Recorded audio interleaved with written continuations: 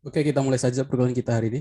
Bismillahirrahmanirrahim. Assalamualaikum warahmatullahi wabarakatuh. Waalaikumsalam warahmatullahi Waalaikumsalam wabarakatuh. warahmatullahi wabarakatuh. Warahmatullahi wabarakatuh. Oke, selamat siang semuanya. Siang Pak.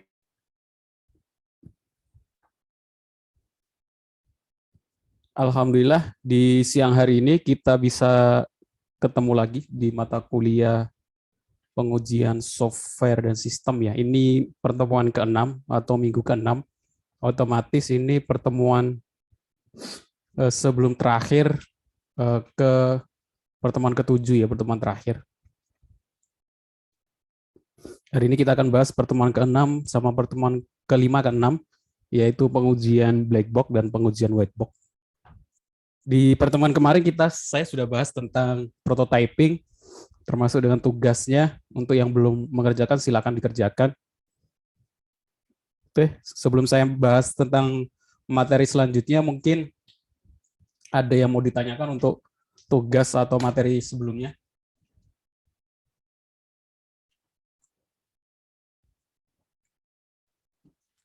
Nggak ada?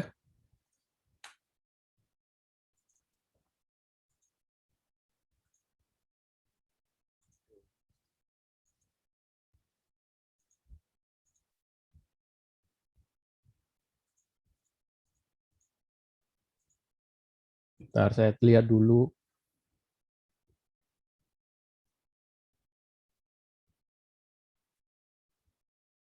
Ada revisi-revisian yang sebelumnya. Untuk yang Winda Yulianti, ada Winda Yulianti. Dia tugas 1 sama tugas 2-nya filenya tidak bisa dibuka. Winda Yulianti ada? Nggak ada ya? Biasanya mungkin yang banyak masalah di kurang nggak ngikutin perkuliahan, biasanya pengumpulannya ada yang keliru atau nggak bisa diakses filenya. Winda Yulianti, Dita Hafifa,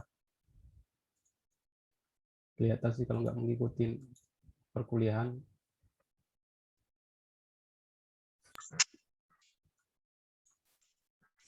Pak, mau bertanya Pak. Ya. Tugas ketiga itu udah dikoreksi semua Pak? Dinilai semua gitu maksudnya Pak? Kalau ada, kan di sana ada informasi update data terakhir ya, itu terakhir saya koreksi. Kan nggak mungkin tiap hari saya koreksi ya. Ngerti maksudnya ya? Ya Pak, tapi saya ngumpulin tugas 1 sampai 3-nya bareng Pak, tapi kok belum dinilai ya Pak? Kapan ngumpulinnya? Tanggal 21 Pak. Tanggal 21. Atas nama? Iya. Kenapa Pak? Namanya siapa? Saya nggak baca yang ngomong. Oh, nama saya Firya Alamsyah Pak. Firya. Feedbacknya apa tulisan feedbacknya? Feedbacknya belum ya Pak? Belum. Ngecek terakhir kapan? Ini udah ada. Belum dicek mungkin ya. Tugas 1, tugas 2 sudah. Saya koreksi. Iya, tapi tugas 3-nya belum ada Pak, belum ada nilainya. Apa emang belum Pak? Ya kan. Barengan ngumpulin tugas 1, tugas 2, tugas 3-nya. Iya, bareng Pak. Oh iya, kelewat. Ya, namanya juga manusia ya. Ya, makasih saya tulis di sana. Nanti saya putihkan, artinya belum dikoreksi. Oke. Kalau ada yang kelewat, note WA saja. Oke. Ada lagi yang mau ditanyakan yang lain? Sheila ini 2 kali ngumpulin. Yang pertama, linknya tidak bisa dibuka. Sudah diperbaiki. Udah bisa. Oke. Ada lagi yang mau ditanyakan? Ini Pak, mau nanya masalah tugas yang ketiga kemarin. Ya. Itu kan yang Bapak contohin itu yang biasa aja Pak ya, maksudnya yang nggak ada scroll. Kalau misalkan kita bikin prototipnya yang ada scrollnya gimana itu Pak? Ya itu makanya saya jelaskan di pertemuan kemarin kan, untuk apa namanya yang lebih detail dan lain sebagainya, kalian bisa explore sendiri. Kalau penjelasan detailnya sampai scroll dan lain sebagainya ya ada materi panjang nanti penjelasannya ya. Kalian bisa, itu kan pengenalan saja untuk Figma dari saya. Untuk penjelasan lebih detailnya kalian bisa cari referensi di tempat lain ya. Itu untuk panduan umumnya aja. Kan mata kuliah kita bukan mata kuliah tentang Figma. Mata kuliah kita kan pengujian secara umum. Nah, pengujian kan banyak. Nah, saya tunjukkan awal-awalnya saja untuk yang explore lebih detailnya kalian bisa pelajari. Iya, dengan tujuan saya ngasih tugas itu kalian bisa explore lebih detail. Maksud saya seperti itu.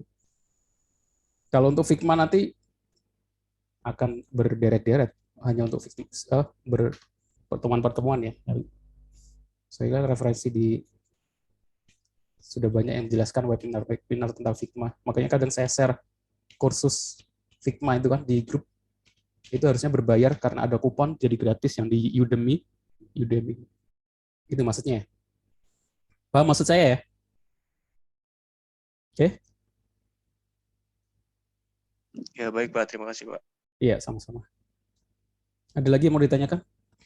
Untuk detailnya, saya kira banyak yang sudah bahas sih. Makanya saya share di grup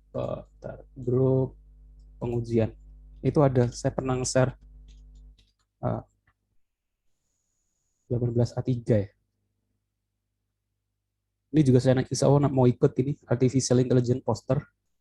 Kalau ada yang mau ikut, pintar desain, ikut aja nggak apa-apa. Dia cuma buat poster ya, nggak perlu buat aplikasinya, perancangannya aja. Saya pernah share, nah ini kursus. Ini aslinya berbayar sih. Karena ini, ntar saya sudah beli ya. Karena dengan kupon gratis, jadi gratis. Ntar kalau saya buka di incognito, dia aslinya itu bayarnya berapa? 190.000. 109.000. Aslinya berbayar. Karena kemarin pakai kupon bisa gratis. Ini kuponnya free Oktober. Di sini kan ada belakang kode kupon free Oktober ya. Nggak tahu masih aktif nggak?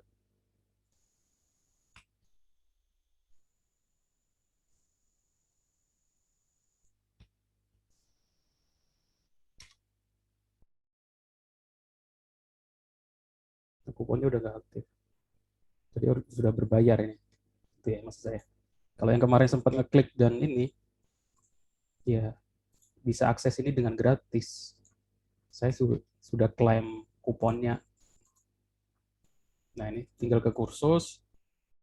Udemy itu salah satu pembelajaran online paling besar ya. Nah, ini. Tutorial semuanya banyak. Nanti kalau terakhir dapat sertifikat dari Udemy.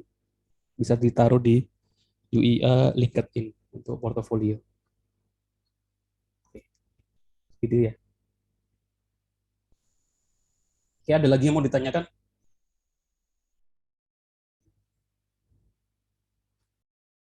Untuk tugasnya?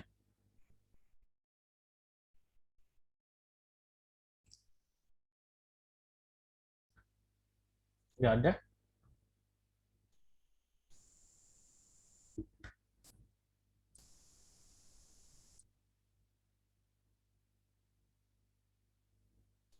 Oke, saya bahas sekilas tentang UTS-nya ya. Karena ini sudah pertemuan ke-6, satu pertemuan lagi UTS-nya. Minggu depan insya Allah saya bahas UTS. Saya bahas soalnya sama cara pengerjaannya. Jadi UTS-nya nanti, itu masih ada hubungannya dengan tugas prototype. Itu kan kalian mengerjakan tugas prototyping ya, yang bisa diakses orang lain dengan menggunakan link, itu diakses orang lain. Nanti UTS-nya adalah usability testing, uji usability kegunaan ke pengguna, ke responden. Jadi nanti UTS-nya adalah buat kuesioner. Isinya itu nanti adalah yang pertama link prototipe kalian. Habis itu nanti kalian sebar, kalian buat Google Form. Nanti ada beberapa pertanyaan tentang aplikasi yang prototipe yang kalian buat. Setuju, tidak setuju, dan lain sebagainya. Beberapa pertanyaan. Nanti akhirnya kesimpulannya adalah aplikasi kalian itu keterimaannya berapa persen, 80%, 70%, terus masukannya apa saja dari pengguna.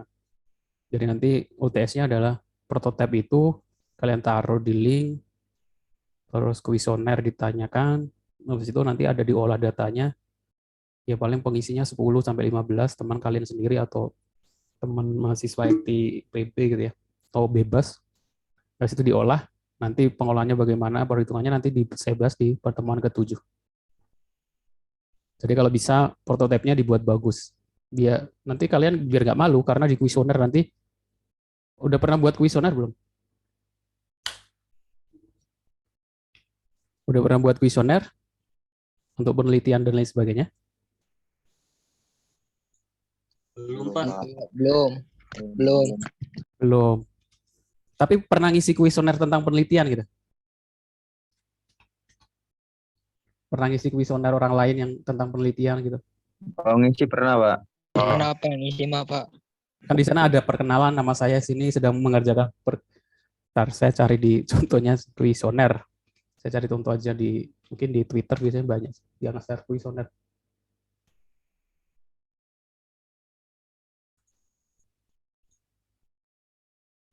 Agak koneksinya agak lama. Google aja. Oh, bentar, saya pernah link. Saya kasih contoh aja. Saya punya kemarin ada kuesioner yang saya isi.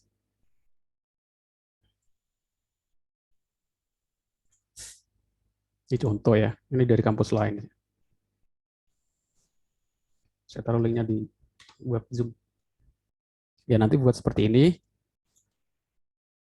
Kuesioner perancangan UI UX, ya hampir mirip sih. Ini mahasiswa tingkat akhir jurusan Desain Komunikasi Visual Universitas Tarumanegara.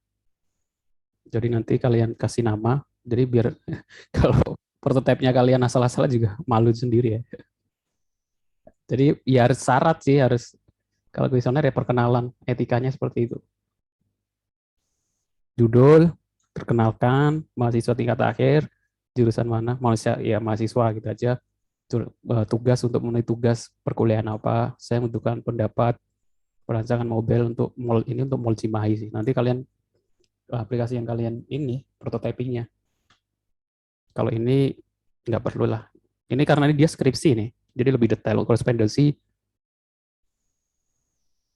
ini untuk UTS kalian nanti ya, gambarannya seperti ini. Korespondensi saat ini untuk dia lebih detail, harus umurnya sekian, pernah mengunjungi Mall Cimahi karena yang dia buat adalah prototyping aplikasi Mall Cimahi. Nah, ini pertanyaannya di next-nya sih. Paling pertanyaan setuju tidak setuju gitu ya, seperti itu ya. Nanti item-itemnya nanti kita bahas di pertemuan ke-7. Seperti itu. Udah tergambar ya.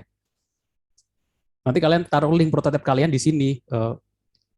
Silakan kunjungi prototipe saya sini, habis itu baru bawahnya ngisi apakah sudah gampang, terus masukannya di mana nanti. Seperti itu. Oke.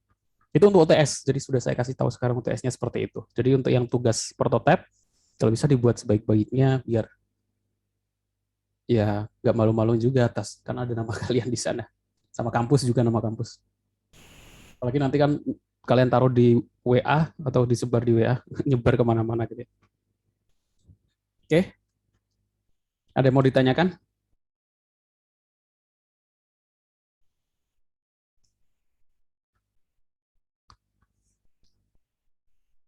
Nggak ada? Ntar saya lihat ada yang bagus sih prototypingnya. Tapi mungkin kurang detail ya. Saya sih pengen nanti kalau di akhir setelah UAS itu ada pernah pameran tugas atau pameran aplikasi nggak ya di kampus? Jadi nanti pengennya sih kalau sudah jadi nanti dibuat poster, dipamerkan di kampus biar orang lain bisa lihat. Saya pengennya juga seperti itu, kayak expo gitu ya. Tugas expo kalau di kampus lain biasanya.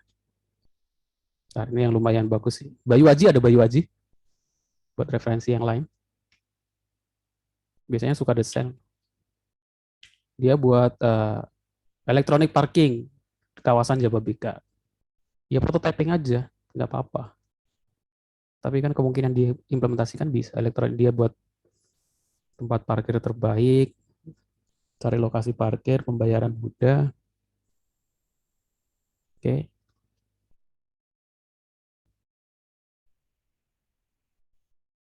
Selamat datang di air parking, terus dia kayak pembelian tiket bioskop gitu ya, bisa pilih kursi gitu. Kalau bioskop kan bisa pilih kursi depan belakang. Kalau parking ya bisa pilih tempat parkirnya gitu ya. Kalau terpenuhi juga gimana?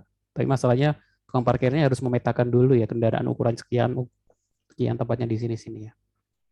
Ya bagus, idenya bagus. Kayak gini bisa dibuat posternya, dipamerkan di mungkin di gedung A gitu kan biar mahasiswa lain bisa lihat buat referensi.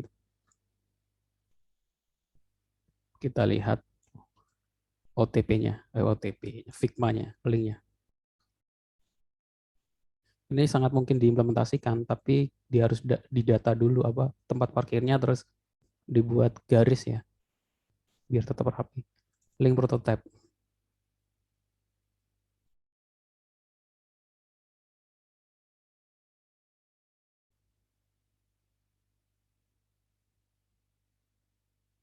Untuk referensi sudah saya kasih contoh di website ya, di ini apa namanya grup kan.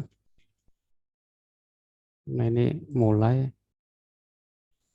login, cari lokasi parkir, Universitas Peribahasa ya, parkir A, parkir B, ya masuk akal.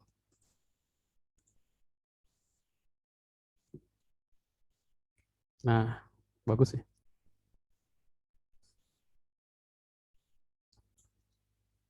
Pengujian software dan sistem 18A3. Nah, untuk referensi kalian kalau seperti ini kalau nggak ada ide atau yang lain sebagainya kalian bisa namanya ATM ya, amati tiru modifikasi. Amati di mana di website-website yang menyediakan prototype. Di mana yang pertama Dribble.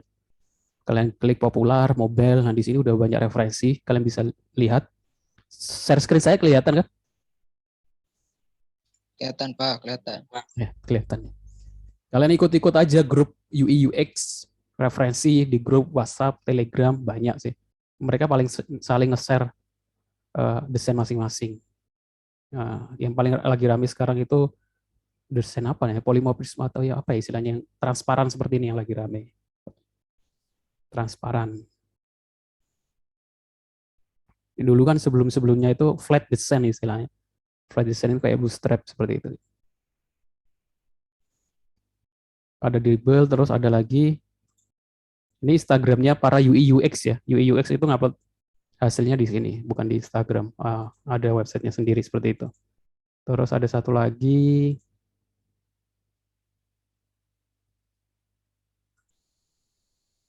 Behance. Behance mana ya?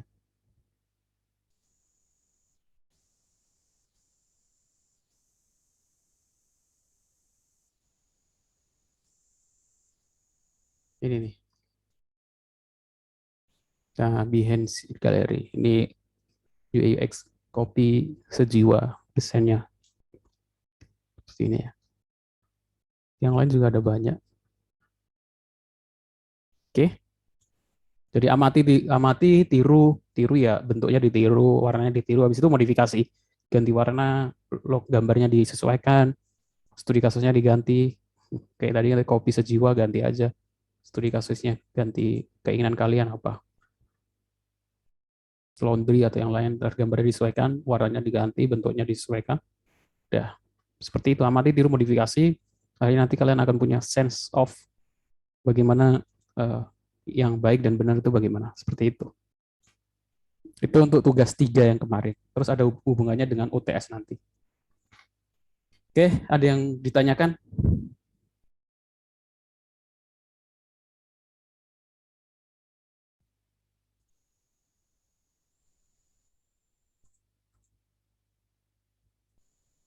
Tidak ada?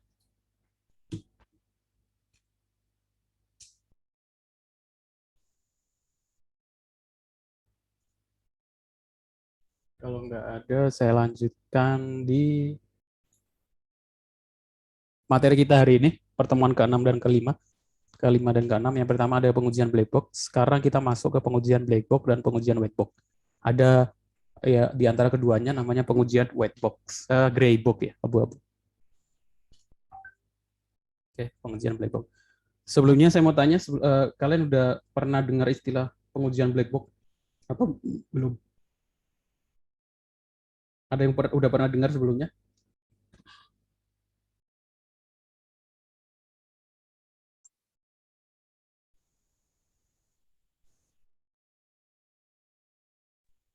black box dalam pesawat, Pak. Oh, black box dalam pesawat. Ya, beda lagi ya. Kalau itu kan black box dalam arti yang sebenarnya emang bentuknya bukan black box ya, istilah ya. Warnanya biasanya orange sih. Kalau itu dalam pesawat. Tapi kalau dalam pengujian sistem, ada metode pengujian black box. Maksudnya apa? Nah, kita pelajari hari ini. Jadi tujuan dari mata kuliah pengujian sistem itu nanti kalau ketika kalian sudah ngambil skripsi, itu nanti ada bab 4. Bab 4 itu pengujian sistem. Pengujian sistem ya, kalau kalian buat sistem nanti kalian bisa uji dengan menggunakan black box system, white box system. Kalau kalian menggunakan kalau skripsinya tentang machine learning, data science, prediksi dan lain sebagainya, nanti ada pengujiannya juga, namanya pengujian akurasi, spesifikasi gitu kan. Udah pernah dengar istilah tersebut? Akurasi, spesifikasi. Udah pernah dengar belum? Sama seperti pengujian vaksin ya, efikasi apa namanya itu? Pengujian machine learning. Nanti akan kita pelajari di pertemuan setelah UTS. Jadi intinya adalah kalian bisa ketika mengerjakan tugas akhir di bab 4, kalian nggak bingung pengujian itu cara pengerjaannya bagaimana, yang dikerjakan apa gitu kan, yang diuji apa gitu. Biasanya ini prediksi sama. Kalau yang ngikutin vaksin pasti pernah mendengar istilah ini kan, antigen PCR itu ada PCR true positif, false negatif ya, false negatif, false positif, nggak ada true positif, true negatif. Nah, pernah dengar kan kalau di rame-rame mesin apa COVID kemarin? Ada yang pernah dengar?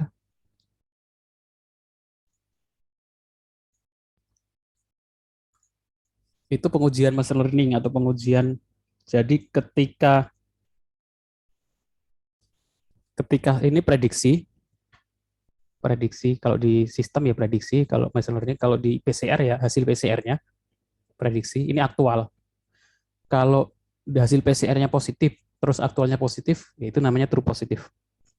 Kalau hasil PCR-nya negatif, aktualnya positif, namanya false negatif. Antigen ini kan termasuk yang paling banyak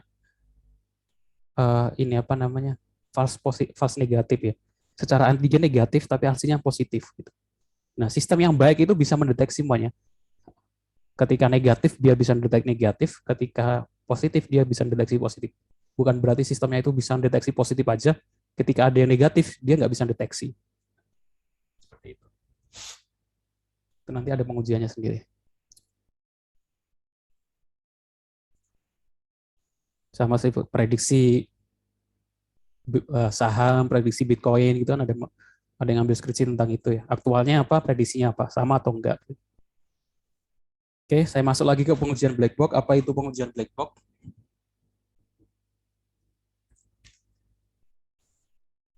Definisinya adalah proses menjalankan program dengan maksud untuk menemukan kesalahan. Nah, di sini ada menjalankan program. Jadi programnya dijalankan untuk mengetahui kesalahan. Itu definisi black box. Artinya apa? Black box itu kan hitam. Box itu box ya. Artinya kita nggak tahu prosesnya. Jadi di pengujian ini kita abaikan kodenya. Yang penting ketika diinputkan sama outputnya sesuai dengan ekspektasi ya. Secara fungsinya gitu ya. Nah itu tujuan dari definisi dari pengujian black box. Nah kalau pengujian white box itu pengujian dari sisi kode dan lain sebagainya, logika, algoritmanya, ya kan? If-nya berjalan atau enggak, deteksinya. Dan kalau pengujian black box dia mengabaikan shortcut.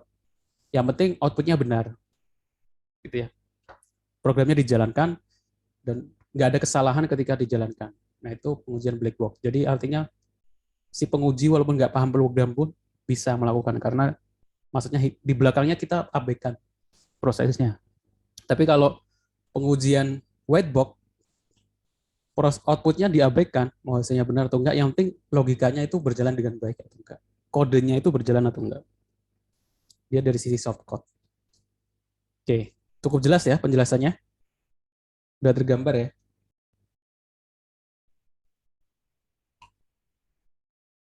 Karena dua pengujian ini paling sering dipakai di penelitian atau tugas akhir mahasiswa-mahasiswa yang pembuatan sistem ya. Kalau nggak percaya, coba kita lihat di Google Scholar.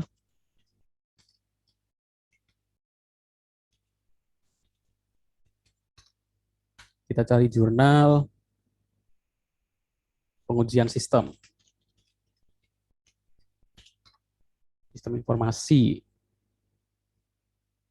Nah ini. Pengujian sistem informasi, pendaftaran dan pembayaran wisuda online menggunakan black box testing dengan metode equivalent partition dan boundary value analysis. Nanti kita bahas di pertemuan kita hari ini. Sekarang semester berapa sih? Ini kelasnya 18A3 ini. Sekarang semester berapa? 7. 7 Pak, 7. Tadi ada yang buat 4, 3, 7. 18A3 berarti kan angkatan 2018 ya? Artinya 18, 19, 20, 21. 7 ya. Semester 7 sih harusnya sudah ketemu topik yang akan dibahas. Nanti skripsi mau ngambil apa. Masing-masing udah ketemu topiknya.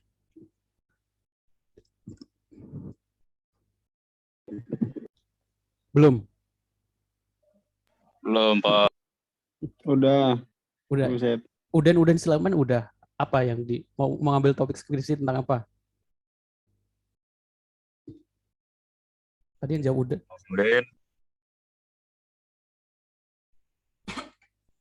Udin? Baru rancangan sih Pak, belum. Iya. Tentang apa? Topiknya tentang apa? Nggak apa-apa, nggak usah malu. Nanti saya kasih saran, masukan.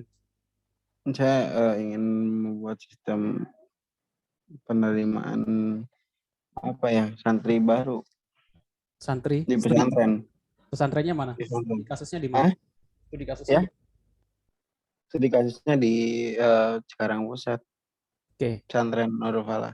Karena kan hari ini kita tahu pesantren ini identik dengan kuno ataupun dengan manajemen yang memang belum terupdate lah, Pak. Makanya saya pengen berusaha untuk masuk ke dunia pesantren yang artinya nanti ini menjadi suatu sampel awal, mungkin ke depannya bisa memberikan edukasi ke seluruh pesantren yang ada di Indonesia. Ujian yang sangat mulia. Tapi pertanyaannya, kamu pernah cari apakah sudah ada yang pernah buat sistem seperti itu di tempat lain?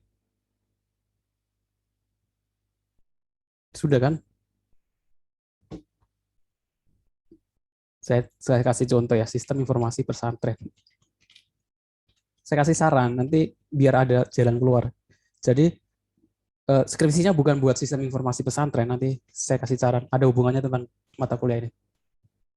Yang gratis itu banyak sistem informasi pesantren. Jadi kalau sudah ada yang ngerjain, kenapa sistem informasi pesantren? Udah banyak yang ngerjakan. Kamu implementasikan aja salah satu sistem yang sudah ada, topiknya adalah tentang ini.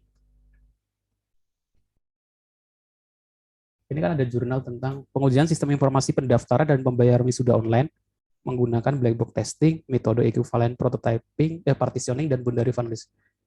Jadi ini untuk cari topik penelitian, ganti saja studi kasusnya. Ini studi kasusnya apa? Pengujian. Enggak, studi kasusnya itu kasus yang diambil, tempat kasusnya itu yaitu pendaftaran, pembayaran wisuda online. Nah, ininya dihapus. Nanti kalau kamu pengen tetap, siapa tadi? Udin Sulaiman buat informasi pesantren. Pengujian sistem informasi pesantren menggunakan black box testing, metode equivalent, dan boundary analysis. Seperti ini. Jadi kamu nggak buat sistem informasi pesantren, tapi kamu mengujikan sistem informasi pesantren. Tapi sebelumnya kamu implementasikan sistem informasi pesantren yang sudah ada. Karena saya kira yang sistem informasi pesantren sudah ada banyak. Ngerti maksudnya ya? Iya, Pak. Berarti tujuannya menguji kita mah ya, menguji sistem yang sudah kalau ada. Kalau buat sistem seperti ini sudah banyak yang buat dan saya kira sih nggak kurang menarik. Kalau cuma buat ini sih, iya sudah banyak yang lebih bagus, malah lebih banyak gitu ya. Kamu mungkin malah lebih lengkapan yang sudah ada gitu dan bisa gratis gitu. Apa maksudnya ya? Nanti Jadi skripsinya adalah kamu implementasikan dengan sistem yang sudah ada. Skripsinya adalah pengujian sistem tersebut dengan black box testing. Metodenya ini. Tinggal dibaca jurnal yang terkait. Oh, black box testing, equivalent partitioning itu caranya gimana? Contohnya di sini kita bisa lihat yang akan kita bahas hari ini sih. Data pengujian, nama contoh, masukkan nama Taufik Hidayat. Validnya A sampai Z, 0 sampai 9, 1 sampai 20. Data nama dapat diterima jika input data nama 20 karakter, dapat menggunakan angka, dapat menggunakan kombinasi angka dan huruf. Diterima nggak? Diterima. Seperti itu. Data password dapat diterima dengan kombinasi angka dan huruf. Dan lain sebagainya. Oke, paham maksudnya ya? Berarti kita kalau misalnya di hari itu nggak harus kita membuat proyek baru, tapi Ya. kita bisa juga untuk menguji ya Pak, menguji sistem yang memang sudah ada gitu. Iya, IT itu luas, nggak cuma buat baru, ada juga yang prototyping. Tadi kan skripsi dari prototype UI UX Mall Cimahi. Terus pengujian itu ada banyak, pengujian black box testing, ada pengujian security, ada yang tertarik dengan jaringan komputer atau keamanan website, ya kalian cari website apa gitu, terus pengujian mencari celah keamanan sebuah website atau sistem informasi apa, itu juga boleh. Seperti itu. Oke. Yang lain sudah ketemu topik yang kira-kira mau diambil skripsinya.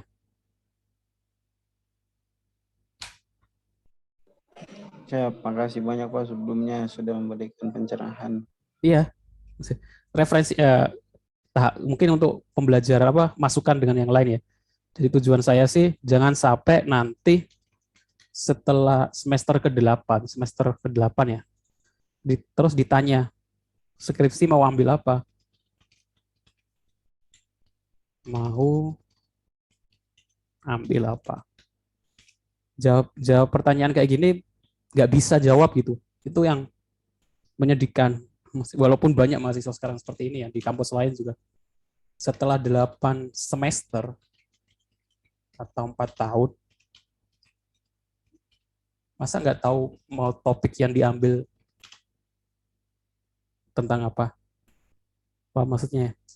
Semua kalian selama 8 semester atau 4 tahun itu nonton bola atau main game gitu ya. Pasti kalau ditanya, kira-kira game apa yang paling favorit kan bisa jawab. Kalian nonton bola bolak-balik 4 tahun, terus ditanya klub apa yang menurut kamu paling bagus atau yang kamu sukai, kan kamu bisa jawab. Kalau setelah 8 semester atau 4 tahun ditanya skripsi mau ambil apa, ya kamu pilih topik yang kamu sukai. Jadi biar kamu mengerjakannya itu nggak berat. Atau kalau mengerjakan sesuatu yang disukai itu kan nggak berat ya. Kecuali kalau mengerjakan sesuatu yang nggak disukai kan pasti akan jadi berat. Makanya kamu pilih topik yang disukai tentang apa. IT itu luas, ada jaringan, pembuatan game, prototyping, pengolah citra, database, dataset, dan lain. Kira-kira yang kamu sukai, cari dulu yang kamu sukai, nanti kamu pilih topiknya, cari jurnal terkait, baru nanti ganti studi kasusnya, seperti tadi. Oke, sudah tergambar masing-masing. Saya pengennya sih semua sudah menemukan topiknya setelah mengikuti mata kuliah saya. Jadi ketika ditanya oleh teman kalian, dosen yang lain, skripsi mau ambil apa, kalian bisa jelaskan. Saya suka topik tentang ini, rencana referensinya ini gitu. Oke, saya tanya satu-satu lah gitu. Dari yang paling atas. Sheila Devi Armandani. Sheila, panggilannya apa ya? Ada orangnya? Oh, Devi. Devi. Nggak ada jawaban. Tidur kali Pak. Kenapa? Bocan. Terus selanjutnya Rio Febrianto. Iya, hadir. Kira-kira kamu suka apa? Setelah 8 semester atau setelah 7 semester ini ya 3,5 tahun mata kuliah yang kamu apa? Website. Pembuatan website. Ya. Udah ada topik, udah ada rencana mau buat apa? Baru buat company profile sih Pak. Apa-apa? Nggak kedengaran? Company profile. Company profile. Oke. Kalau cuma company profile itu ya sederhana banget gitu lah. Itu paling kan cuma desain lain-lain. Kamu Ya. fokuskan ke pengujian company profile. Atau enggak ke desain apa namanya UI UX-nya. Nah, cara referensinya kalau pengen company profile saya kasih referensi. Pertama ya udah saya kasih contoh satu. Biar yang lain ada gambaran ya. Contoh yang pertama, ada yang tertarik dengan buat web, company profile. Saya kasih cara berpikir bagaimana. Cari referensi terkait di Google Scholar. Referensi. Pertama kita buka Google Scholar. Mana Google Scholar saya tadi ya?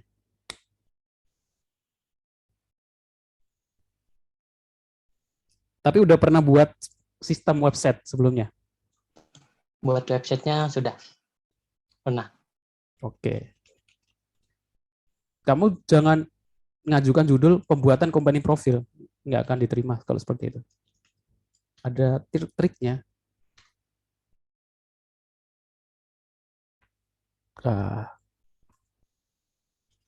Kayak tadi, ada pengujian atau analis. Bentar.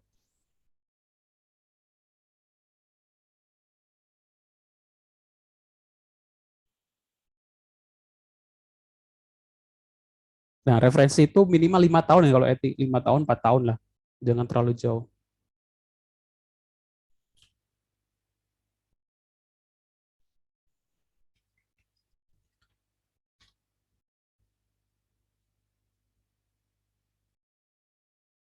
Nah, seperti penerapan desain UI UX. Ini laporan kerja praktek malah.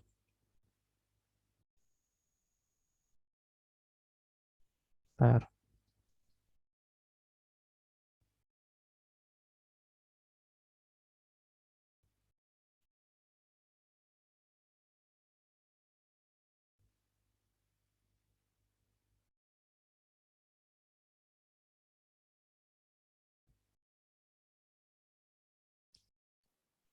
Rata-rata bahasanya perancangan. Kenapa? Kok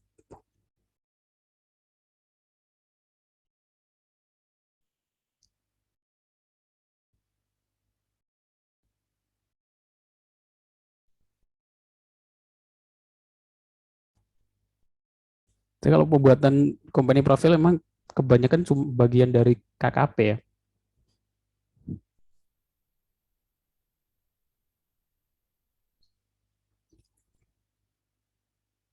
Kalau enggak nanti sama seperti tadi sih, pengujian.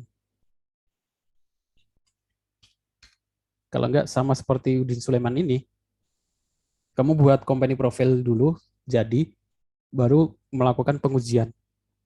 Jadi pengujian sistem company profile menggunakan black box testing. Maksud saya seperti itu. Jadi judulnya itu bukan pembuatan company profile, judulnya itu next-nya. Karena kalau cuma pembuatan saja, beberapa dosen kadang nggak mau ya cuma pembuatan. Jadi ada pengujiannya. Jadi judulnya ini di pengujian sistem informasi, pengujian web company profile menggunakan black box testing. Ada metode equivalent partition dan boundary analysis. Boleh pilih salah satu atau dua-dua metodenya dipakai nggak apa-apa. Seperti itu. Ya, Rio Febrianto, paham maksudnya ya? Ya, paham Pak. Terima kasih Pak. Ya. Nah, kamu cari referensi metode-metodenya. Ketika mengajukan judul, bukan langsung referensinya kalian pilih enggak ada 5 gitu, 1 apa, 2 apa, 3 apa, 4 apa. Nah, ini referensinya judul saya ini ya. Perbedaannya dengan yang sebelumnya apa? Perbedaannya bisa di metodenya yang saya pakai equivalent partitioning, yang ini menggunakan partitioning dan boundary analysis. Perbedaan yang lain studi kasusnya, yang ini pembayaran wisuda online, yang saya website company profile, seperti itu. Jadi ketika mengajukan judul, nggak cuma saya mengajukan judul ini gitu. Pembuatan website company profile nggak seperti itu. Jadi kan menjelaskan referensinya dari ini pengujian, terus judulnya adalah pengujian sistem company profile menggunakan metode ini. Metodenya ada banyak, kalian bisa pilih salah satu. Metode pengujian sistem.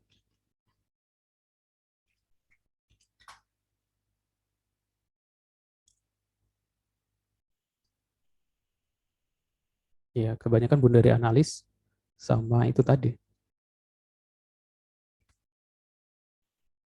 Equivalent partition. Oke, seperti itu ya. Pak, saya mau bertanya, Pak. Ya, silakan. Apakah pengujiannya harus sistem yang sudah kita buat atau Nggak sistem orang harus, lain? nggak harus sistem yang kita buat. Kalau kalian nggak punya sistem, kalian cari sistem yang sudah orang lain boleh. Ntar. Oke. Pengujian black box. Ntar saya kasih contoh ya.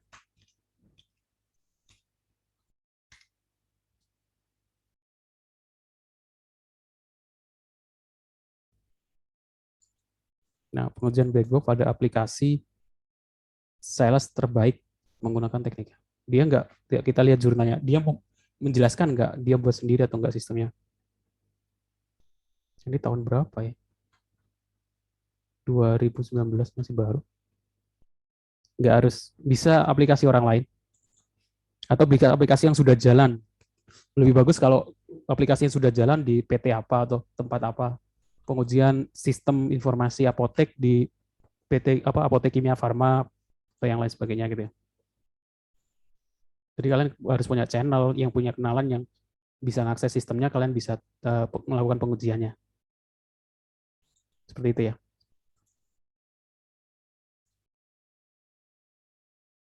Oke. Yang lain ada yang mau ditanyakan?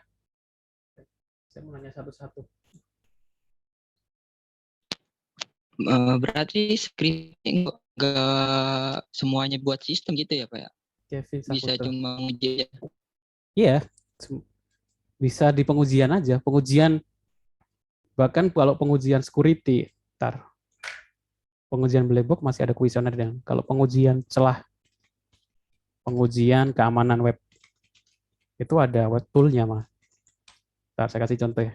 Kalau ada yang pengen tertarik ke, makanya saya lihat skripsinya mahasiswa yang saya bimbingan atau saya uji itu saja di UPB. Karena nggak tahu ada TI itu luas gitu ya. Pengujian keamanan. Nah, pengujian keamanan dengan X Soundtick ada toolnya.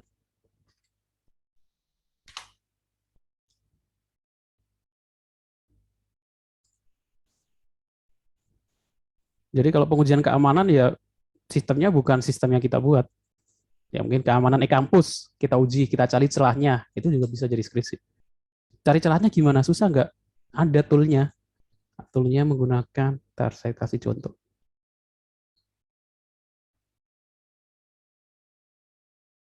Ini udah ada, kalian bisa cari jurnal. Jurnal itu tujuannya untuk cari referensi dan jadi patokan. Langkah-langkahnya itu apa saja. Ini pengujian dengan framework ISFP, perancangan, information gathering, network mapping, vulnerability.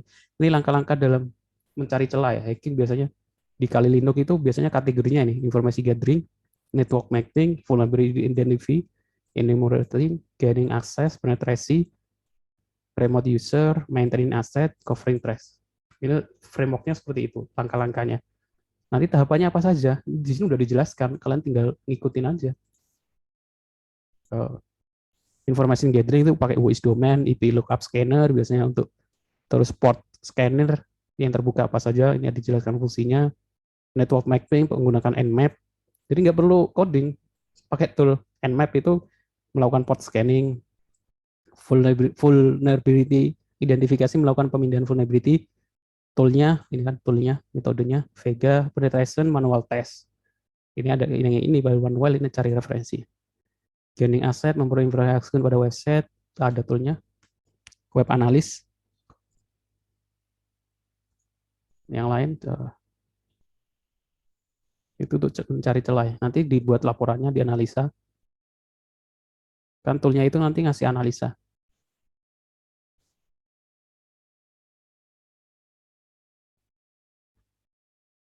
Frameworknya ada OWASP.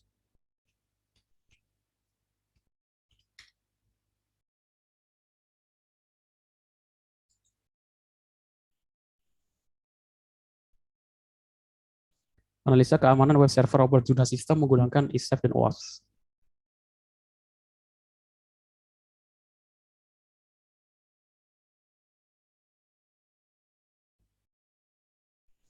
Jadi analisa ini boleh sih.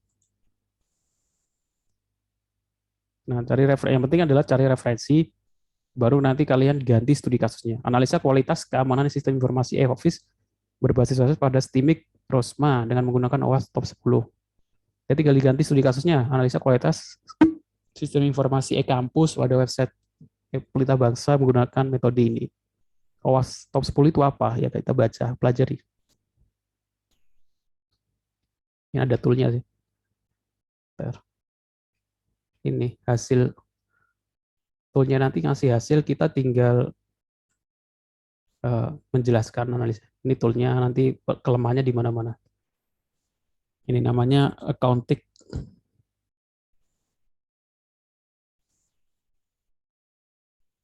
Ini berbasis web, ada yang aplikasi juga. Accounting Vulnerability Scanner. Vulnerability itu kelemahan, scanner ya untuk menyekan kelemahan sebuah aplikasi. Nanti outputnya seperti ini, dari kelemahannya di bagian mana-mana. Laporannya cuma hasil dari laporan di sini, kita analisa, kita tuliskan gitu. Oke, paham maksudnya ya?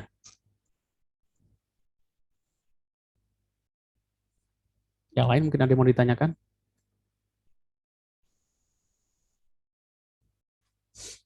Apalagi yang tertarik? Skripsinya harusnya udah ada topik ya, sukanya di bagian apa gitu.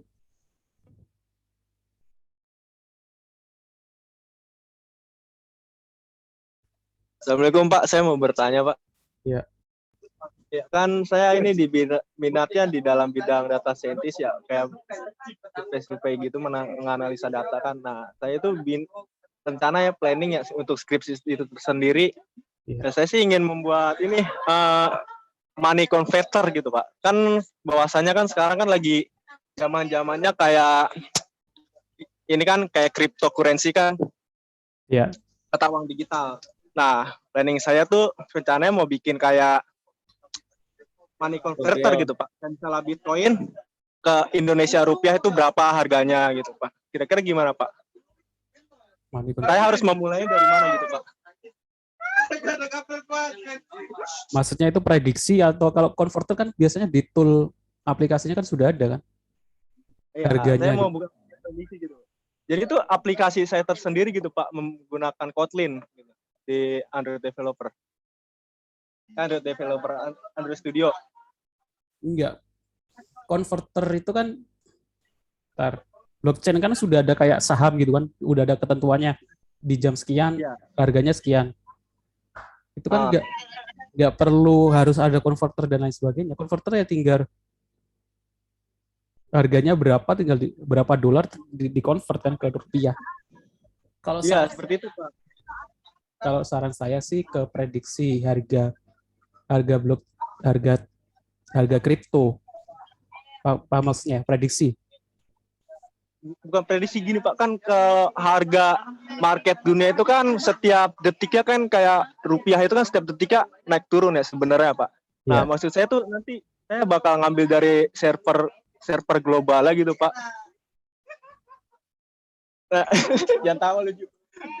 Iya, jadi server global gitu Pak. Nah, nanti gimana ya? Saya udah pernah kayak ngikut-ngikut workshop gitu Pak tentang Android gitu, Android developer gitu kan.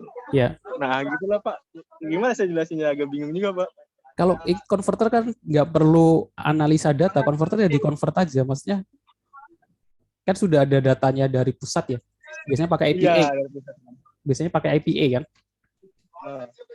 Ya itu berarti ya bukan buat analisa data set apa-apa.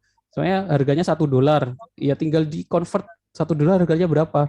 15.000 ya 15.000. Gitu aja kan. Ntar detik berapa ganti lagi, seperti itu aja. Maksudnya saya mau bikin aplikasinya gitu Pak. Kira-kira gimana Pak?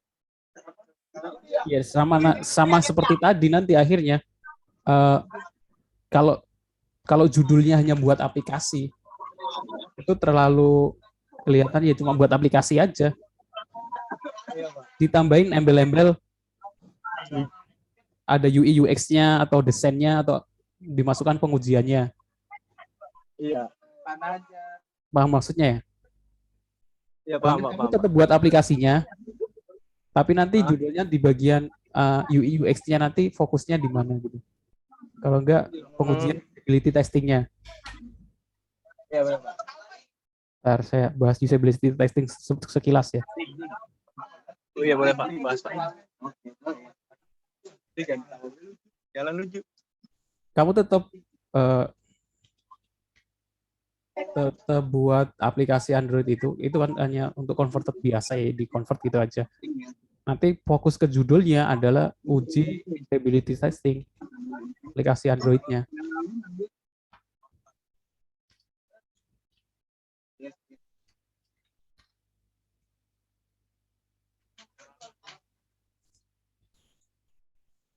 Nanti soalnya seperti ini sih, perancangan alat bantu analisa usability testing dengan use kuesioner pada aplikasi sipol Provinsi Jawa Barat. Evaluasi sistem usability sistem aplikasi mobil JKN menggunakan use. Nanti seperti ini, jadi kamu tetap buat aplikasi, nggak fokus ke aplikasinya, ya aplikasinya tetap Android, aplikasi apa gitu, tapi ada penerapannya dulu, penerapan metode user centered pada aplikasi tadi, Bitcoin dan lain sebagainya, gitu, berbasis Android. Nanti yang jadi pertanyaan, metode user centered design itu apa? Nanti kalian bisa lihat di jurnal ini, pelajari. Jadi tetap bukan pembuatan aplikasi Android, bukan seperti itu. Jadi ada penerapan metode user centered Android, user centered design pada aplikasi Android seperti itu. Kalau enggak usability testing pada aplikasi Android. Usability testing itu apa?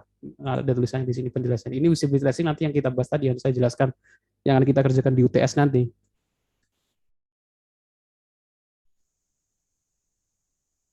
Koneksi saya agak lemot. Nah, ini seperti ini contohnya. Evaluasi usability system aplikasi mobil JKN. Jadi tetap pembuatan mobil JKN, terus judulnya itu evaluasinya. Jadi siapa yang nanya? Paham maksudnya? Iya, paham Pak, paham. Paham, Pak. Kalau cuma buat aplikasi terus converter itu ya cuma converter biasa, nanti kadang beberapa dosen nggak mau kalau cuma buat aplikasi converter biasa gitu ya. Kayak aplikasi kalkulator biasa gitu. Cuma real time aja gitu. Tapi ada pengujiannya nanti. Seperti ini, nanti ada kuesioner, berbasis kuesioner itu tampilan aplikasi juga mudah dikenali. Setuju, tidak setuju, sangat tidak setuju gitu ya. Akhirnya nanti ada hasil persentase jenis kelamin, penerimaannya berapa persen. Oke? Oke ya Pak, paham. Paham ya maksudnya ya? Oke, yang lain mungkin ada yang mau ditanya. Dari sini udah ada gambaran. Jadi tetap buat sistemnya tetap ada.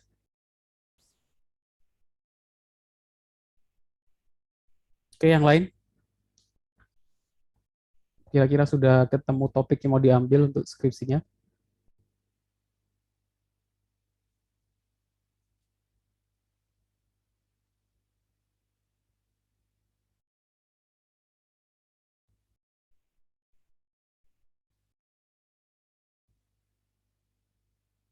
Oke, saya lanjutkan. Sekarang saya bahas ke definisi black box tadi sudah ya. Definisinya digunakan untuk menguji fungsi-fungsi dari perangkat lunak. Kebenaran penguji dilihat dari keluaran yang dihasilkan dari data. Jadi kalau outputnya itu sesuai dengan apa yang diinginkan, ya dianggap benar gitu ya. Dari keluaran yang dihasilkan, kemampuan program dalam memenuhi kebutuhan pemakai dapat diukur sekaligus dapat diketahui kesalahannya. Jadi black box testing itu kenapa disebut black box, kotak hitam? Karena si penguji dia dianggap tidak tahu prosesnya. Prosesnya tidak tahu, yang penting dia input data, outputnya sesuai dengan yang diharapkan. Nah, makanya tadi di kuesioner ada outputnya sesuai nggak yang diterima diharapkan itu ya, sesuai atau enggak. Nanti ada contohnya sih. Tujuan dari black box menemukan yang tidak benar atau yang hilang, kesalahan interface, error pada struktur data, error pada kinerja, error pada saat inisialisasi dan terminasi, kesensitivitas sistem terhadap nilai input tertentu. Maksudnya input itu program itu bisa mendeteksi kesalahan input nggak? Kalau formnya atau loginnya salah, dia bisa mendeteksi nggak? Kalau loginnya benar, dia bisa mendeteksi nggak? Seperti itu ya. Batasan dari suatu data, jadi dibatasi nggak sistemnya?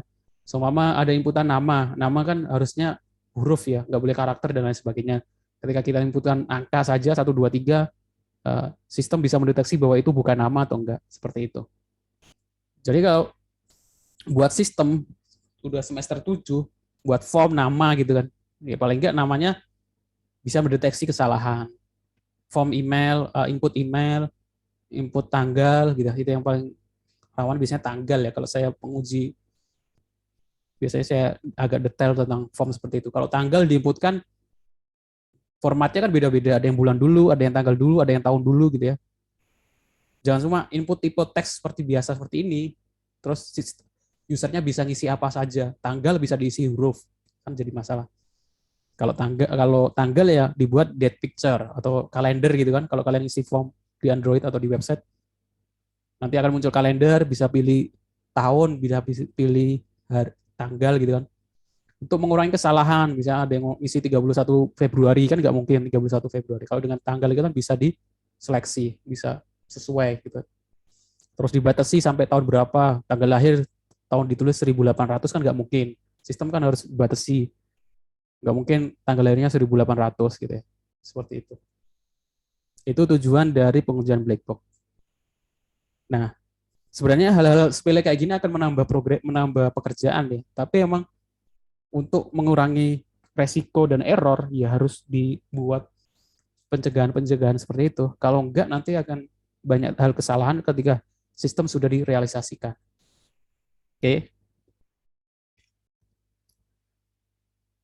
Pertanyaan akan dijawab dari pengujian black box. Bagaimana validitas fungsional diuji? Jenis input apa yang akan membuat kasus pengujian menjadi lebih baik? Apakah sistem akan sensitif terhadap nilai input tertentu ketika ada inputan umur gitu ya?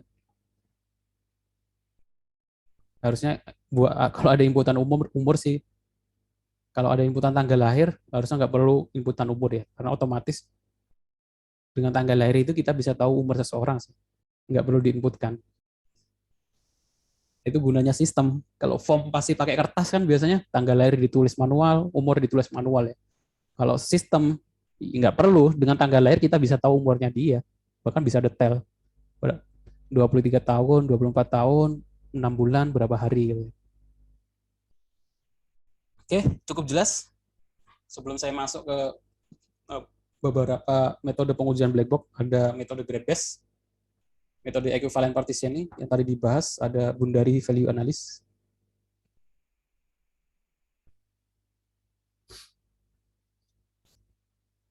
Yang pertama metode grade based. Pada teknik metode ini langkah dilakukan adalah memahami objek. Ya, jarang dipakai. Yang tadi yang sering dipakai sih kalau kita lihat di Google Scholar, Bundari analysis sama BVA. Bundari analysis saya partition equivalence. Dia itu kalau graph based itu dibuat dalam bentuk graph seperti ini, apa namanya, node seperti ini ya, objek seperti ini, dia terus menuju kemana, harusnya dia ke arah sini, play-nya ke sini gitu ya. Node lingkaran simbol merepresentasikan objek, link merepresentasikan hubungan antar objek. Contoh pengolahan kata atau MS Word. Di sini ada objek namanya new file, terus itu akan membangkitkan dokumen window, terus kita bisa berisi dokumen teks. Nah, itu bisa berjalan dengan baik atau enggak di sistemnya. Itu contoh sederhana di metode graph based.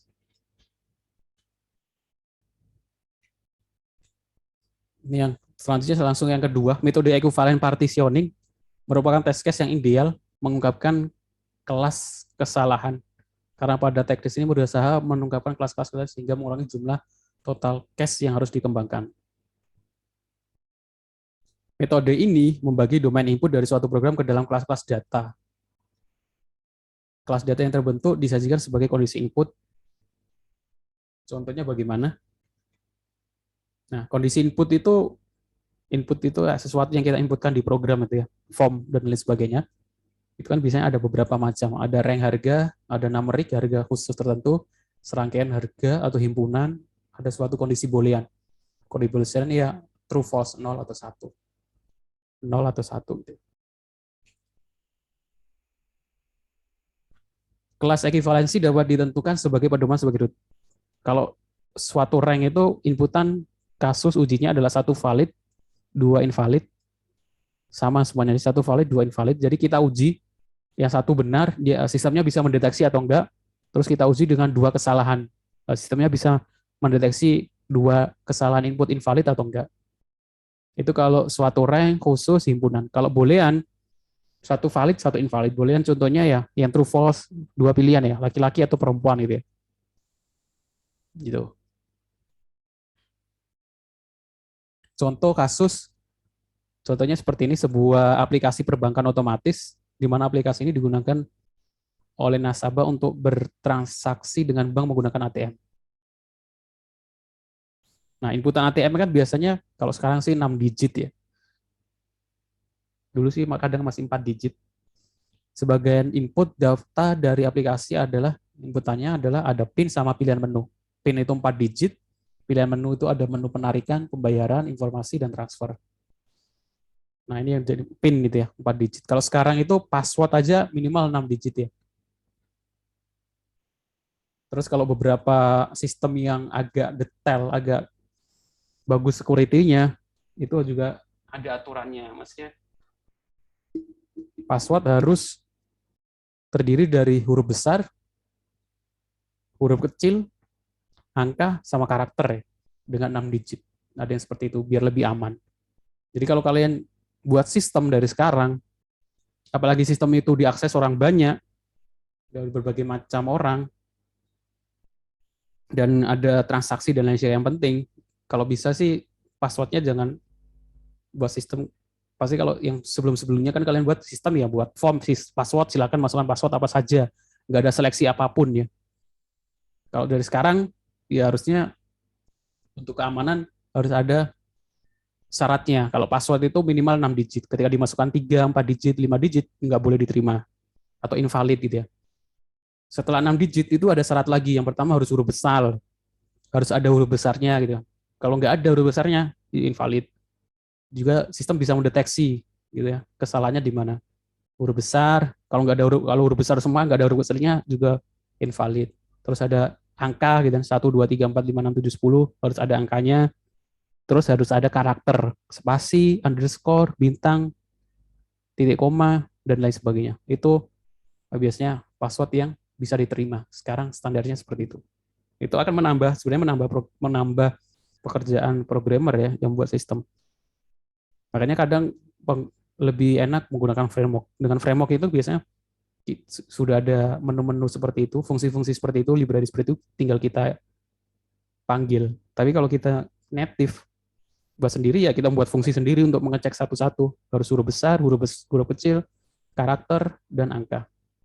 Hanya khusus untuk di pembuatan password. Saya lanjutkan di sini. Nah, di sini contoh kasusnya ada input password ada 4 digit, pilihan menu ada penarikan, pembayaran, informasi, dan transfer. Kondisi inputnya, kalau PIN itu dia masuknya ke rank, 4 digit. Menu kondisi inputnya himpunan, berdasar pilihan perintah ya, dan lain sebagainya. Nah, password juga nggak cukup kalau masalah keamanan, berbicara masalah keamanan, nggak cukup hanya dengan passwordnya seperti tadi, kadang ya harus ditambahkan dengan OTP kan. Kalau sistem-sistem yang kayak e-commerce sekarang ya, setelah masukkan username password sudah benar, harus memasukkan OTP. OTP itu bisa SMS atau WhatsApp yang dikirimkan kode 6 digit untuk verifikasi benar atau enggak orangnya gitu ya. Walaupun orang lain sudah tahu password username kita, kalau dia nggak dapatkan OTP, dia tetap nggak bisa login ya. Makanya kadang ada yang berpura-pura minta OTP gitu ya. Karena dia udah tahu password username passwordnya, tinggal untuk mendapatkan OTP-nya itu bagaimana? Biasanya pura-pura dari apalah minta password OTP-nya gitu.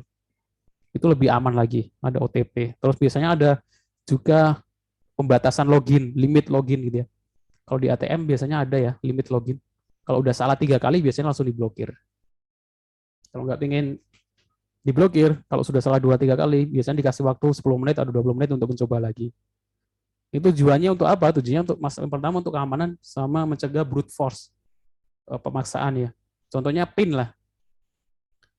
PIN ini cuma 4 digit, berarti ya cuma antara 000 4 kali ya, 000 sampai 9999 ya. Ya cuma ini, PIN-nya pasti di antara ini. Kalau nggak ada limit login, dibatasi loginnya, orang bisa brute force. Brute force ya dicoba satu-satu. 0001, oh salah, 0002, oh salah, 0003, oh salah, sampai 999. Pasti ada yang benar ya. Nah itu namanya brute force. Memaksa untuk mencoba kemungkinan passwordnya satu-satu. Makanya biasanya dibatasi dengan limit login sama captcha. Captcha gitu ya. Wah, banyak sih keamanan yang bisa dipakai. Captcha itu salah satunya untuk mencegah boot yang login sama ya untuk mencegah brute force tadi. Karena biasanya boot tidak bisa, kadang walaupun sekarang udah ada yang buat boot yang bisa baca captcha ya dengan image processing. Makanya kadang bootnya semakin sulit dibaca, manusia aja susah bacanya. Kadang kita nyoba berapa kali captcha masukkan masih salah gitu ya. Seperti itu. Itu hanya untuk masalah login, untuk keamanan. Oke. Ini masuk ke tadi contoh kasusnya PIN. Nah, maksud metode equivalent partitioning itu apa? Dari pengujiannya, contoh pengujian PIN. Maksudnya adalah kalau inputan rank tadi sudah saya bahas, atau rank itu, maka input kasus uji adalah 1 valid, 2 tidak valid, 1 invalid. Ini kondisi inputnya rank 4 digit. Kita coba dengan 1 kali, coba sekali untuk yang valid ya, bisa 000, 111, 9876, dia bisa nerima atau enggak. Terus itu kita 2 kali coba dengan yang invalid. Kita isi dengan yang 3 digit, dia bisa ngecek atau enggak. Kita isi dengan hanya 2 digit, dia bisa ngecek kesalahan atau enggak. Itu masuk dari metode equivalent. Jadi nanti dibuat tabel gitu ya. Syaratannya apa, inputannya apa, ya, diterima atau ditolak gitu ya. Oke, pilihan menu. Ini tadi rank. Kondisi inputnya adalah himpunan penarikan pembayaran informasi transfer. Ini yang benar. Kita coba yang invalid. Kalau kita isi, kalau kita pencet 1, 3, 50, 3, 5 gitu ya, huruf, dia bisa deteksi kesalahan atau enggak. Terus kalau kita pencet yang salah lagi, cancel, stop, enter, clear, dan lain sebagainya. Karena yang valid adalah ngeklik penarikan, pembayaran informasi, dan transfer. Oke. Cukup jelas untuk metode equivalent partitioning.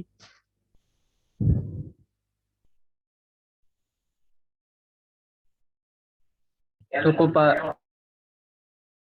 Cukup ya. Nanti kalau dengan studi kasus yang orang lain kerjakan nanti semakin jelas lagi. Selanjutnya ada boundary value analysis. BVA. Menguji input di sekitaran batas atas atau batas bawah sebuah rank nilai yang valid. Jadi kalau boundary value analysis, dia nguji yang bagian valid saja. Tapi yang paling batas atas sama paling batas bawah. Paham maksudnya ya?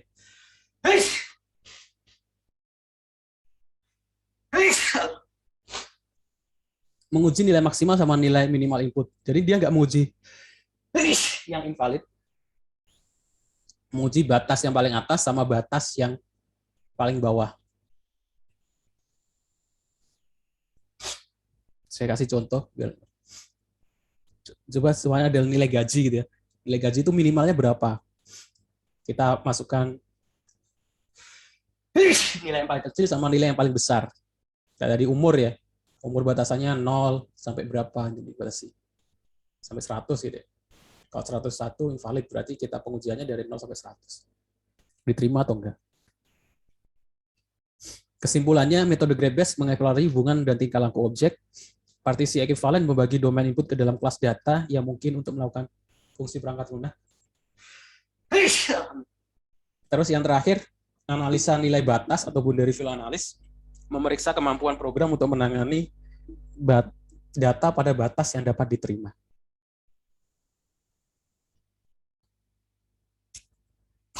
Selanjutnya contoh pengujian black box. Nanti contoh ada di sini sama di tugasnya nanti, tugas keempat ada contohnya. Contoh pengujian black box, ini ada website Fastchip, merupakan sebuah toko khusus menjual barang elektronik.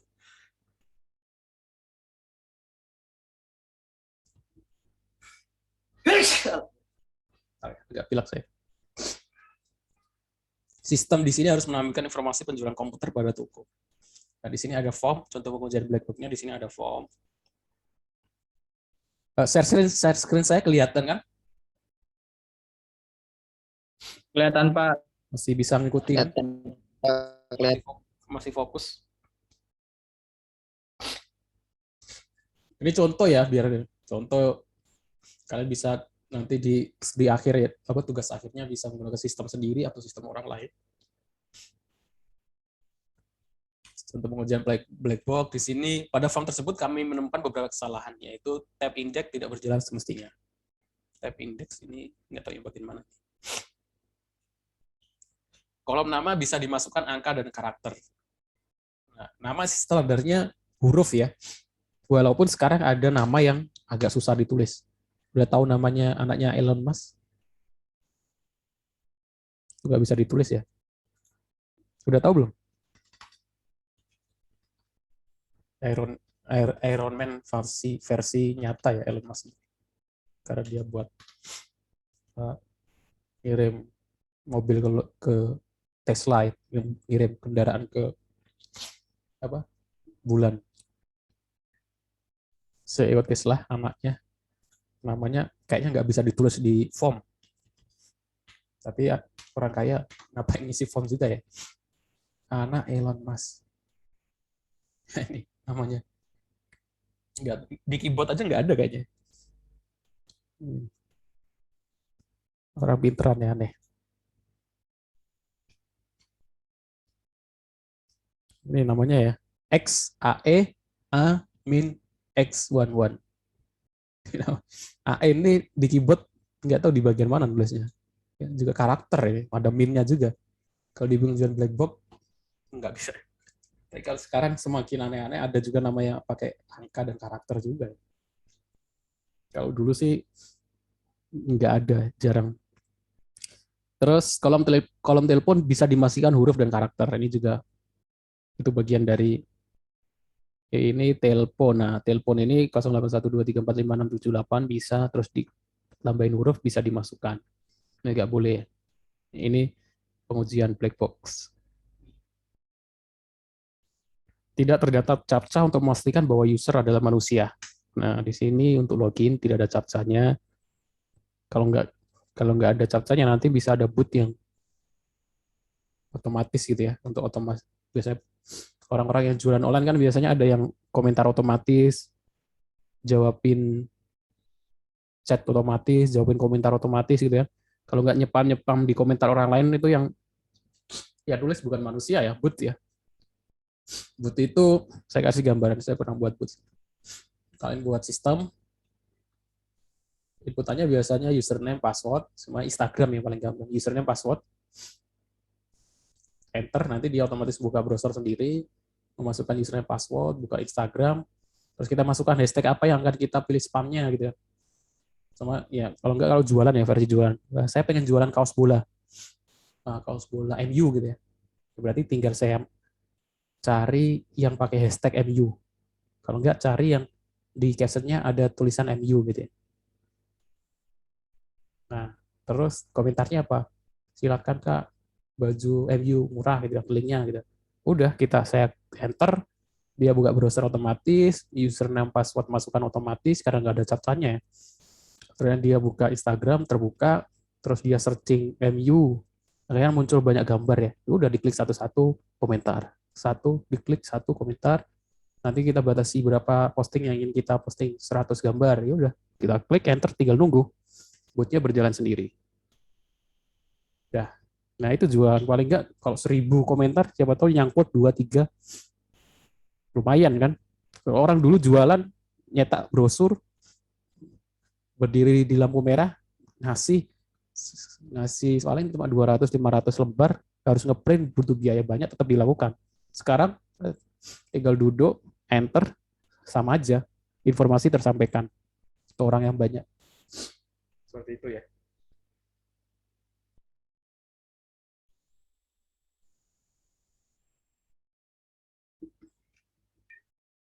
Terus contoh pengujian black box yang lain, ini kolom harga bisa dimasukkan huruf dan karakter. Kebanyakan seperti itu. Pesan kesalahan pada pencarian tidak sesuai kenyataan. Pesan kesalahan selalu with a thousand and decimal separator. Errornya ini terus, apapun kesalahan errornya, informasi errornya ini terus gitu. Terus yang lain, isi jumlah karakter, komentar tidak dibatasi sehingga bisa dimasukkan ribuan jumlah karakter. Pembatasan komentar. Oke, itu baru pengujian black box. Sampai sini mau ditanyakan? Sekarang sebelum saya masuk ke pengujian white box.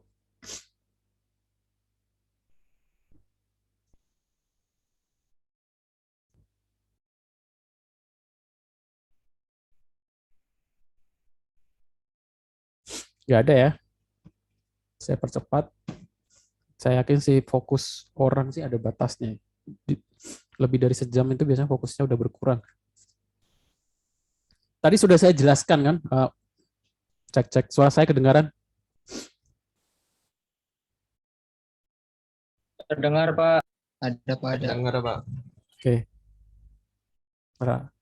Soalnya sepi kelihatannya, kayak nggak ada orang. Pengujian whiteboard adalah metode desain test case yang menggunakan struktur kontrol desain prosedural untuk memperoleh test case. Tadi sudah saya jelaskan kan, kalau black box itu hitam itu artinya si penguji nggak tahu prosesnya, kodenya, dan lain sebagainya. Artinya itu.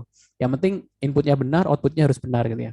Kalau whitebox itu dari sisi shortcut-nya, logikanya, dan kodenya.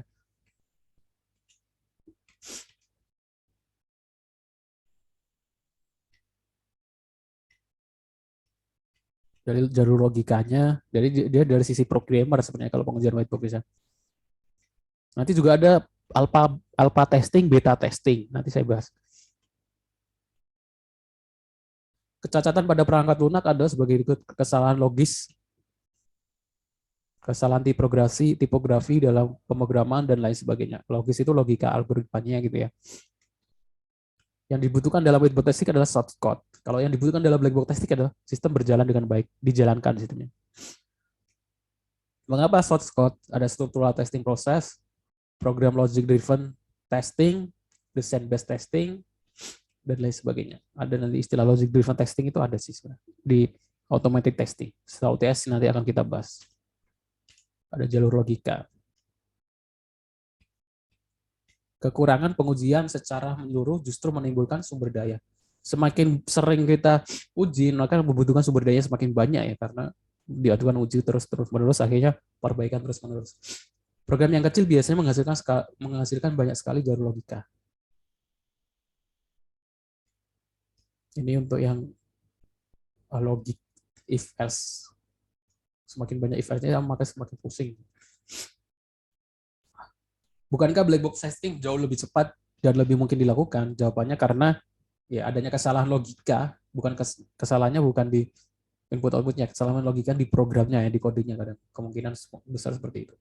Adanya ketidaksesuaian asumsi atau incorrect assumption. 1 bulan sama dengan 30 hari.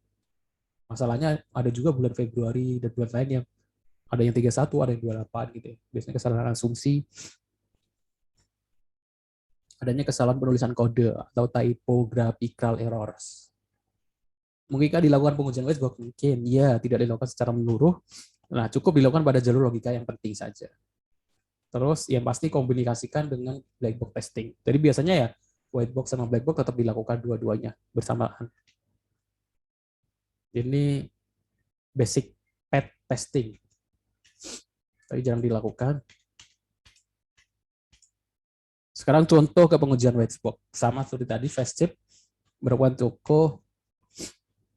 Pengujian pertama menguji form registrasi. Start, masukkan data, username, password, data valid atau enggak, jika enggak balik lagi, jika tidak login otomatis.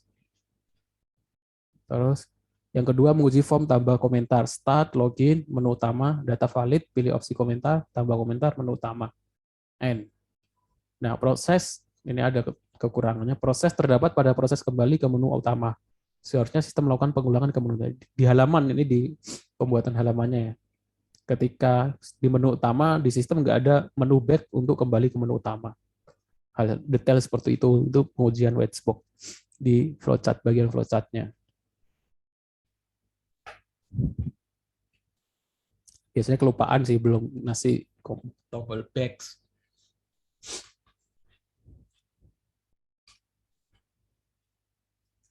Contoh pengujian Whitebox, screenshot. Terima kasih atas komentar yang telah Anda berikan pada kami. Close window. Fungsi tombol close window setelah memberikan komentar tidak berjalan sesuai fungsinya. Diperkirakan link yang terdapat pada tulisan close window sama dengan link posting komentar sehingga halaman tidak berpindah. Biasanya button ini nggak berjalan dengan baik gitu ya. Kita klik nggak terjadi apa-apa. Itu hal-hal seperti itu biasanya kelewat. Terus yang ketiga, kami menguji form shopping chart. Kesalahan terdapat pada proses validasi pembacaan stok pada database. Seharusnya sistem dapat melakukan pengecekan stok ke database. Di sini dia pembelian ya, apa e-commerce gitu ya. Jadi masukkan item. Jadi di stoknya cuma 5 gitu kan. Stoknya cuma 5. Terus kita pesan 10 gitu ya. Nah, sistem nggak bisa mendeteksi di stok itu ada kemungkinan lebih kecil nggak? Kalau lebih kecil harusnya ditolak ya. Jumlah stok lebih kecil dari pemesanan. Nah, dia nggak dihitung.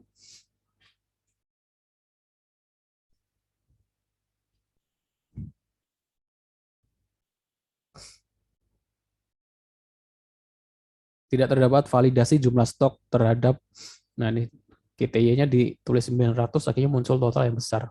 Padahal stoknya nggak sampai 900. Kekurangan di pengecekan di bagian itu.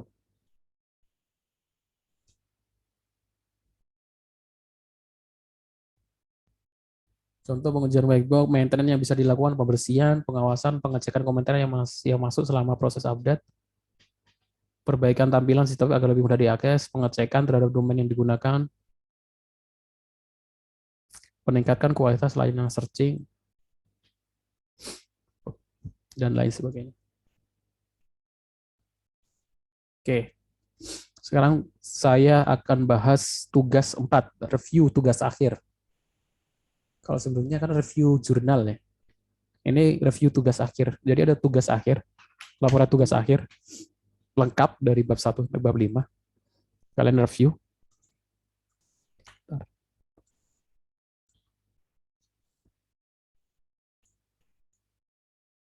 Yang pertama,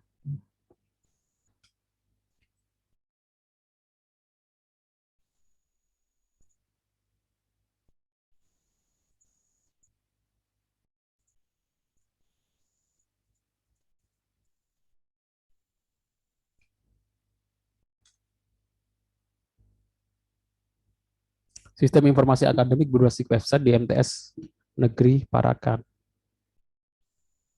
Terus yang kedua ini, pilih salah satu nanti ya.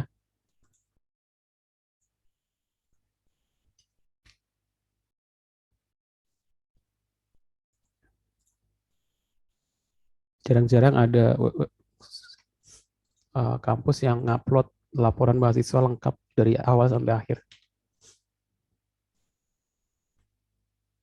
Tugasnya adalah pilih salah satu, terus kemudian jelaskan pengujian sistem yang dilakukan itu bagaimana, langkah-langkahnya apa saja, terus kalau ada pertanyaan-pertanyaan kuesioner itu pertanyaannya apa, hasilnya bagaimana gitu ya, dijelaskan. Nggak cuma di copy paste aja, harus ada penjelasannya. Contohnya yang pertama ini adalah sistem mikroanalisis di MTS Negeri Model Parakan. Langsung masuk ke bab 4, pengujian.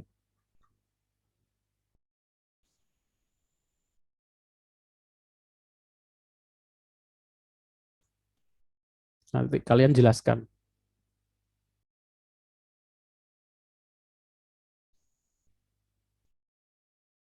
Nah, di pengujian terintegrasi, black box testing. Nah, sini tujuannya apa? Biar kalian tahu cara buat laporan pengujian di tugas akhir gitu ya. Black box testing adalah pengujian ini. Terus hasil pengujian black box, perintah login, aplikasi, autentikasi pengujian sesuai. Nah, di sini ada alpha testing. Apa sih alpha testing itu? Alpha testing adalah pengujian yang dilakukan oleh ahli memvalidasi dengan mengoreksi kesalahan. Ahli itu biasanya peneliti dengan 6 orang ahli kayak perangkat lunak, ya dosen atau programmer yang lain sebagainya. login, home, scroll bar, itu alpha testing. Terus beta testing itu bukan ahli, itu pengguna. Pengujian beta dilakukan oleh melibatkan 170 pengguna, yaitu siswa, guru, dan administrator. Pertanyaan. Nah, kalau pengguna beta testing, dia bertanya seperti ini: apakah ukuran huruf jelas? Apakah bentuk huruf jelas? Apakah komposisi warna tulisan terhadap warna letter tepat? Nanti yang akan kita kerjakan nanti di UTS hampir mirip seperti ini sih nanti.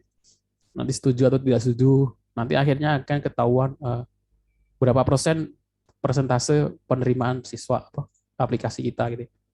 Berdasarkan pembobolan skala layout ideal, artinya 80%. 80% yang di atas 80% dianggap sangat layak atau diterima gitu. Terus pengujian terhadap hasil uji oleh guru. Contohnya seperti itu. Kalian tinggal pilih salah satu, kalian buat laporannya, jelaskan pengujiannya dan lain sebagainya. Oke? Ada yang ditanyakan?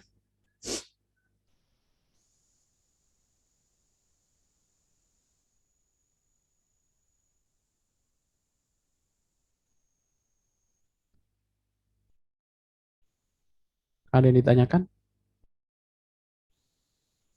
Itu tugas 4 ya. Review tugas akhir, jadi harusnya sih nggak ada masalah.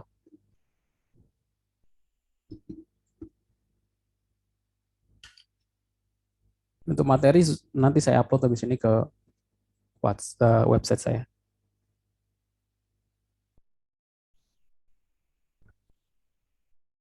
Ada yang ditanyakan? Nggak ada? Mungkin tidak, Pak. Tidak ya. Oke. Saya anggap cukup jelas. Silakan dikerjakan tugasnya. Minggu depan pertemuan terakhir, pertemuan 7, nanti saya jelaskan untuk pembuatan tugas UTS-nya. Intinya UTS-nya adalah buat kuesioner. Cukup lah waktunya. Saling sebar kuesioner 2-3 hari nanti dianalisa. Terus dibuat laporannya. Kalau nggak ada pertanyaan, saya cukupkan pertemuan kita hari ini. Terima kasih untuk yang sudah datang. Saya mohon maaf kalau ada salah-salah kata. Saya akhiri.